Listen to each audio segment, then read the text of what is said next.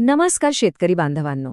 काकडीच्या शेतीत रोग आणि किडींमुळे हैराण झाला असाल तर काळजी करू नका. आजच्या या सविस्तर माहितीमध्ये आपण आपल्या पिकाला कसं सुरक्षित ठेवायचं याचे अगदी प्रभावी उपाय जाणून घेणार आहोत. चला तर मग सुरुवात करूया. बऱ्याचदा असं होतं की काकडीची वाढ अचानक थांबते, नाहीतर लागलेली फळं खराब व्हायला लागतात. हे प्रश्न अनेक शेतकऱ्यांना सतावतात. तर आज आपण याच समस्यांच्या मुळाशी जाणार आहोत आणि त्यावरचे पक्के उपाय शोधणार आहोत. तुम्ही अगदी योग्य ठिकाणी आला आहात. तर बघा, आज आपण मुख्यत्वे 3 गोष्टींवर बोलणार आहोत. पहिले म्हणजे काकडीवर येणारे मुख्य रोग कोणते आणि त्यांना कसं ओळखायचं. दुसरं, पिकाचं नुकसान करणाऱ्या किडी आणि त्यांच्यावरचे उपाय. आणि सगळ्यात महत्त्वाचं तिसरं, ह्या सगळ्यांवर एकत्र मात करण्यासाठी एक जबरदस्त मॅनेजमेंट स्ट्रॅटेजी काय असली पाहिजे. चला आपल्या पहिल्या भागाकडे वळूया. पिकावरचे रोग म्हणजे ना, ते अदृश्य शत्रूसारखे असतात. ते कधी आणि कुठून हल्ला करतील याचा काही नेम नसतो. म्हणूनच त्यांची योग्य ओळख आणि वेळेवर नियंत्रण करणं खूप खूप महत्त्वाचं आहे. सगळ्यात आधी बोलूया भुरी रोगाबद्दल. याची ओळख अगदी सोपी आहे. पानांच्या खालच्या बाजूला बघा, जर तुम्हाला पिठासारखा पांढरा थर दिसला ना, तर समजून जा की भुरी आली आहे. यावर वेळीच लक्ष दिलं नाही तर पानं पिवळी पडून गळून जातात. त्यामुळे शिफारस केलेल्या बुरशीनाशकांची फवारणी हाच यावरचा मुख्य उपाय आहे. आता भुरीसाठी वापरायचं काय? तर इथे काही उत्तम बुरशीनाशकं आणि त्यांचं प्रमाण दिलेलं आहे. निसोडियम किंवा मेरिवॉन हे चांगले पर्याय आहेत. आणि हो, एक गोष्ट लक्षात ठेवा, जर प्रादुर्भाव खूपच जास्त असेल तर बुरशीनाशकामध्ये पोटॅशियम बायकार्बोनेट मिसळून फवारणी करा. परिणाम खूपच चांगला मिळतो. भुरीनंतर जो रोग जास्त त्रास देतो तो म्हणजे डाउनी मिल्ड्यू. याची ओळख तर त्याहून सोपी आहे. पानाच्या वरच्या बाजूला चौकोनी किंवा षटकोनी आकाराचे पिवळे डाग दिसतात. लक्षात ठेवा, हे डाग गोलाकार नसतात. यावर नियंत्रण मिळवण्यासाठी रोगाची तीव्रता बघून टप्प्याटप्प्याने फवारणी करणं महत्त्वाचं ठरतं. डाउनी मिल्ड्यूसाठी एकदम आक्रमक व्हायचं नाही. टप्प्याटप्प्याने पुढे जायचं. सुरुवातीला रिडोमिल गोल्डसारखे बुरशीनाशकं वापरा. प्रादुर्भाव वाढलेला दिसला तर मेलोडी ड्युओ वापरा. आणि परिस्थिती गंभीर असेल तरच कॅब्रिओटॉप किंवा रेवससारख्या प्रभावी औषधांची फवारणी करा. मर रोग तर शेतकऱ्यांसाठी एक मोठा चिंतेचा विषय आहे. यामध्ये होतं काय की चांगलं टवटवीत दिसणारं झाड अचानक कोमेजून जातं किंवा मरतं. याचे फ्युझेरियम आणि बॅक्टेरियल असे 2 मुख्य प्रकार आहेत. यावर नियंत्रणासाठी रासायनिक आळवणी म्हणजेच ड्रेंचिंग आणि सोबतच जैविक बुरशीनाशकांचा वापर खूप फायदेशीर ठरतो. मर रोगासाठी रोको किंवा मेटालॅक्झिल सारख्या रसायनांची आळवणी प्रभावी ठरते. पण एक गोष्ट कायम लक्षात ठेवा, ट्रायकोडर्मा आणि सुडोमोनास सारख्या जैविक म्हणजे आपल्या मित्र बुरशींचा वापर केल्यास जमिनीचं आरोग्य सुधारतं आणि रोगाला कायमचं दूर ठेवण्यास मदत होते. चला आता आपण दुसऱ्या भागाकडे जाऊया, जिथे आपण बोलणार आहोत दृश्य आक्रमणकर्त्यांबद्दल, म्हणजेच आपल्या पिकावर येणाऱ्या किडींविषयी. रोग जरी पटकन दिसत नसले तरी किडी आपल्याला सहज दिसतात, पण त्यांचं नुकसान तितकंच गंभीर असू शकतं, हे विसरू नका. आणि ही गोष्ट तर फारच महत्त्वाची आहे. ज्या रस शोषणाऱ्या किडी आहेत ना, त्या म्हणजे दुहेरी धोका आहेत. कसं?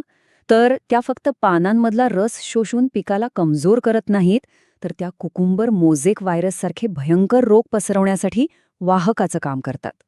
ट्रेप्स, मावा, पांढरी माशी ह्या सगळ्या रस शोषणाऱ्या किडींमुळे झाडाची पार वाट लागते. पानांमधला रस शोषल्यामुळे वाढ खुंटते. ह्यावर नियंत्रणासाठी योग्य कीटकनाशकांची फवारणी तर करायचीच आहे, पण त्यासोबतच आपलं शेत तणमुक्त ठेवणं हे सुद्धा तितकंच महत्त्वाचं आहे. आता या रस शोषणाऱ्या किडींवर नियंत्रण मिळवण्यासाठी आपल्याकडे अनेक पर्याय आहेत. सुरुवातीच्या टप्प्यामध्ये टाटा माणिक किंवा पेगासस सारखी औषधं वापरा.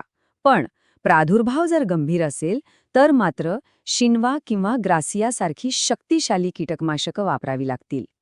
पुढे आहे नागअळी. हिला ओळखणं तर सगळ्यात सोपं काम आहे.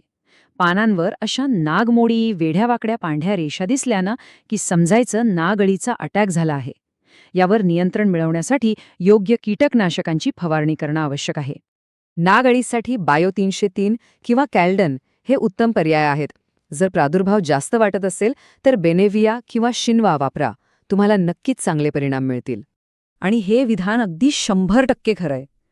फळमाशी ही खरोखरच काकडी उत्पादकांसाठी एक मोठी डोकेदुखी आहे. कारण ही थेट फळांवरच हल्ला करते. त्यामुळे फळांची क्वालिटी खराब होते आणि बाजारात आपल्याला चांगला भाव मिळत नाही.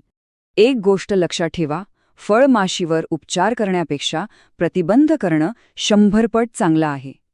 लागवड झाल्यावर 12 ते 15 दिवसांच्या आत एकरी 10 ते 15 फेरोमोन सापळे लावूनच टाका. यामुळे प्रादुर्भाव सुरुवातीलाच आटोक्यात येतो. गरज पडली तरच रासायनिक फवारणीचा विचार करा. आता बोलूया लाल कोळीबद्दल. ही एक अगदी लहान कीड आहे जी पानाच्या मागच्या बाजूला राहून पानातील सगळा रस शोषून घेते. त्यामुळे पानं निस्तेज दिसतात. आणि याच्या नियंत्रणासाठी एक खूप महत्त्वाची टीप आहे. औषध फवारताना चांगल्या प्रतीचं सिलिकॉन स्टिकर नक्की वापरा, जेणेकरून औषध पानांच्या मागे व्यवस्थित पसरेल. लाल कोळी नियंत्रणासाठी इथे काही खास कीटकनाशकं दिली आहेत. ओमाइड, डिसाइड किंवा ॲबासिन यांसारखी औषधं खूप प्रभावी आहेत. पण पुन्हा एकदा आठवण करून देतो, यापैकी कोणतंही औषध फवारताना चांगल्या स्टिकरचा वापर करायला अजिबात विसरू नका. ठीक आहे, आतापर्यंत आपण वेगवेगळे रोग आणि किडींची माहिती घेतली. चला, आता या सगळ्यांना एकत्र आणून एक एकात्मिक व्यवस्थापन धोरण कसं तयार करायचं ते पाहूया. कारण शेतात तर हे सगळे एकत्रच येतात, बरोबर? यशस्वी व्यवस्थापनाची ही एक त्रिसूत्री आहे: प्रतिबंध, निरीक्षण आणि योग्य उपचार. म्हणजे काय तर प्रादुर्भाव होण्याआधीच सापळ्यांसारखे प्रतिबंधात्मक उपाय करा.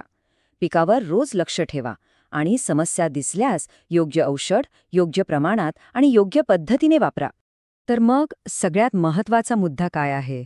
तर तो हा की एकात्मिक व्यवस्थापन म्हणजे फक्त औषध फवारणी नाही, तर ते म्हणजे पिकाची लागवडीपासून ते काढणीपर्यंत काळजी घेणं.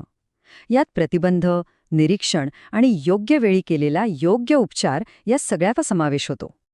आणि जाता जाता एक विचार करण्यासारखा प्रश्न: निरोगी पीक मिळवण्यासाठी फक्त वेळेवर उपचार करणं जास्त महत्त्वाचं आहे की त्याहूनही जास्त महत्त्वाचं आहे पिकाचं नियमित निरीक्षण करून धोका वेळीच ओळखणं?